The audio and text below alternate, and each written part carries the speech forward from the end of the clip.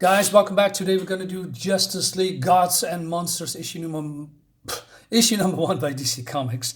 This is a completely different Justice League. This is actually the prequel to the movie Justice League Gods and Monsters, which is a direct-to-video animated superhero film. I watched it. I liked it very much, but I hadn't had the chance to pick up the comics. And this is what we're going to do. So let's dive in. So we go somewhere in Switzerland, and there is some high-tech facility called the Eternity Institute. And there is a man, a physicist, mathematician, philosopher, and also a guy that's very recluse. His name is... why am I forgetting? Dr. Alpert, something. It's this guy. And he doesn't hate people, but he's very reclusive, and there's a reason for that. And he has some kind of an exhibition here, so he invites a lot of people. And Alpert basically says that he has reached his dream to,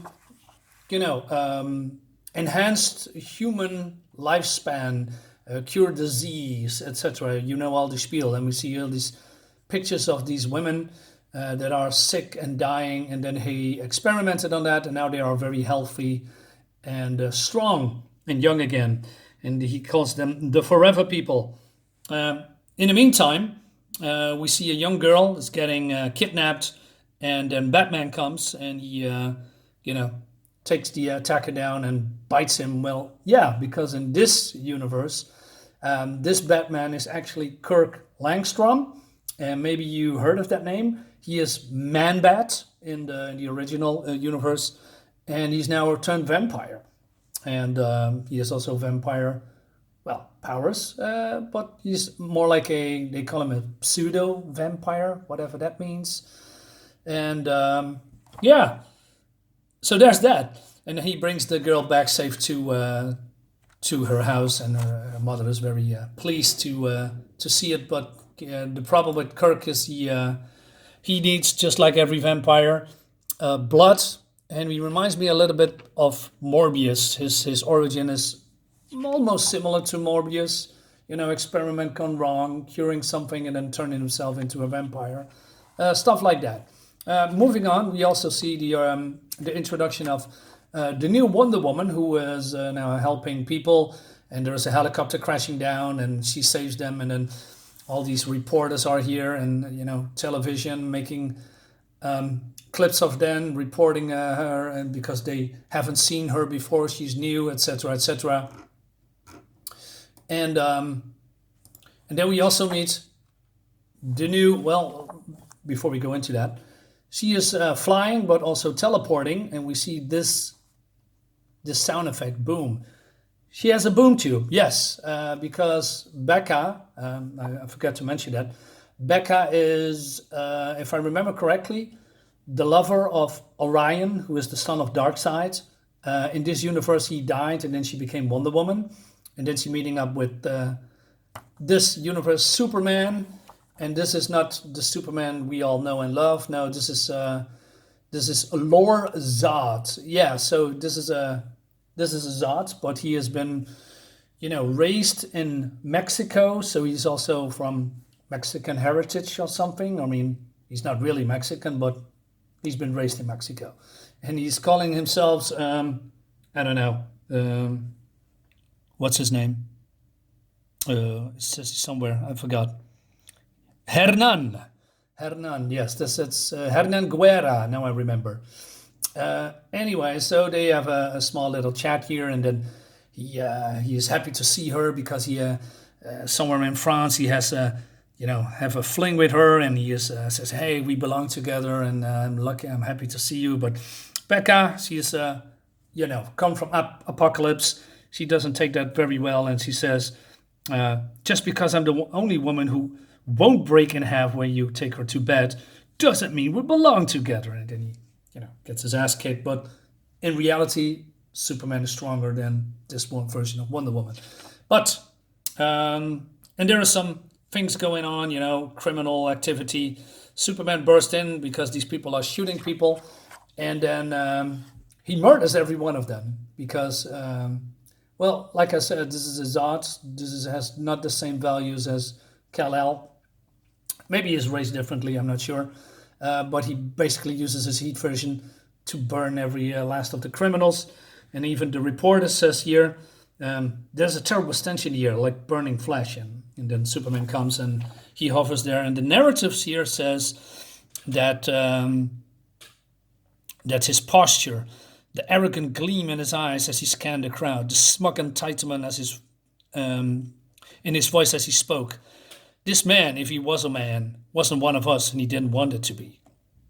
So yeah, this Superman is indeed smug, arrogant, thinks he is everything.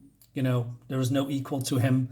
But he does do good things, but he still, thinks he's superior to everyone. And then even this woman, this version of Lois Lane says, who do you think you are that you can do judge, jury, and executioner? Then Zod stops her and he says, go inside, Miss Lane. Look at the mounds of bodies, the innocent people swimming in their own blood, and then tell me I'm wrong. And then he flies off. So yeah, but then his work doesn't go unnoticed. We have Lex Luthor, we have a number of senators, military philosophers looking at him, even Amanda Waller, and then going to, I believe, Brazil. Is it Brazil? Yeah, Brazil, Rio de Janeiro. There is also some criminal activity in here. And then we have the Forever people coming in, swooping in, stopping the criminals, and then erasing their minds because they still want to, be a secret group or something. And then, Alpert and their Forever people go to Russia and continues their work there. Meanwhile, Kirk is battling his bloodlust, and then Superman swoops in, and they know each other. And then, Kirk, or Batman, attacks Superman, and he wants to bite him, but, Superman is way too strong. And then he calms Kirk down and gives him a vial of blood to help him. And Superman says, maybe we can help you with your condition. And he talks about the other guy. And also Kirk says, I don't suppose I want to know where this blood came from. You really don't, he says. So yes, it's established that this Superman is a piece of shit, but also a hero, I guess. Not entirely sure. So he talks about, Alpert Jackson, or Jackson Alpert, and about his technology to upgrade people. And Kirk says, well, you think he can help me? Well, we're gonna see and try. But Kirk Langstrom, also established that I know you, Hernan. You're drawn to these Forever people. For the first time, there are other in this world on your level. And he says, you may be my friend, Hernan, but you never viewed me as an equal. So yeah, this Superman again thinks he's the best. He's above others. So he goes to Switzerland, but he is, there's a force field, he cannot get in. And then he's greeted by the Forever people, but also Becca. And the Forever people in comics are from, not from Apocalypse, but what's the other one? That city with Orion and Jesus Christ, I'm forgetting. Anyway, the other world, where the light shines bright, the opposite of the Apocalypse. Is it Apocalypse? Yeah. Sorry, sometimes I disconnect things. Anyway, so they're having a fight for whatever reason, because Becca says you are not welcome here, and Zod says, well, I'm going to teach you a lesson, but then he's getting stopped by Alpert, and Alpert says, we were greeting you because we want to test your motives, but you can come in and see what we have to offer. And so he comes, but he doesn't like it, and he's feeling unearthed. And then he's sitting there at the table with Alpert. And then Alpert explains his motivation that he really wants to help people, enhance them and, maybe, do some good. And he says, but Superman very says, we are who we are. Nothing can change that. But Alpert says, I can. Even you and Wonder Woman, I suspect you both came into the world with your extraordinary abilities. But there's also room for improvement, isn't it? And he says, why would I transcend myself? I'm Superman. But then one of the forever people challenging him, goading him. And, and Zod says, you call me arrogant. I test your strength, Moon Rider, and you failed spectacularly. So they are going back and forward. And then Alpert stands up, and there's a figure coming out of the shadows, and that's the real Alpert. The real Alpert is crippled. He has some disabilities. And they ask, why didn't you upgrade it yourself? And Alpert says, well, because of a genetic abnormality, only a very small percentages cannot be upgraded, and he is one of them. But he wants to use his mind and abilities to help people. And so Superman and Wonder Woman is getting a tour around the compound. This here. And Superman is amazed, but he still doesn't trust them, and even Becca. So Alpert says, why don't you sleep about it, and maybe we can come to some kind of an agreement, because Alpert wants to, have them in their ranks to, he says, you could be the leaders of our movement, the generals of my armies, factually. And then Superman agrees the next day, and he is going, on some kind of a process. But then Superman is basically in agony, and Becca, Wonder Woman, says, what's happening to him? And Alpert says, the process can be uncomfortable, but it's nothing he can handle. Becca says, uncomfortable? He's in agony. You have to get him out. And then Alpert says, I'm afraid that's a little bit too late for that. And that brings us to the end of this book. There's 3 books. This is the first one, of course. Is this a good book? I don't know. I mean, I love the Justice League. The whole concept. I like Becca. I also intrigued about Kirk. I don't like Zod.